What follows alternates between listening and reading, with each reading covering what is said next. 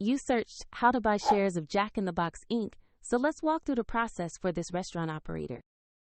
Jack in the Box Inc. is listed on NASDAQ under the ticker JACK, and this video is purely educational, not financial advice.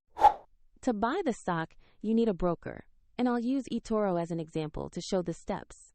After registering, you'll need to verify your account, typically with an ID document, and add funds before you can place an order. Use the platform search bar and type the ticker JACK to find the company listing. Select the matching result for Jack in the Box Inc. to open the asset page.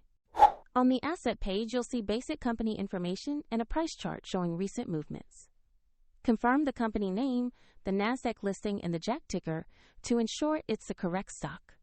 To invest, click the Buy or Trade button, enter the amount you want to invest, and review the order details carefully. Confirm the order to execute when the market is open. Note that if the market is closed, the order may queue, and if funds are insufficient, the platform will request you add them before confirming. Your new position will appear in your portfolio once the trade executes, where you can monitor it over time. For convenience, I've placed a link to eToro in the description if you want to follow the same steps.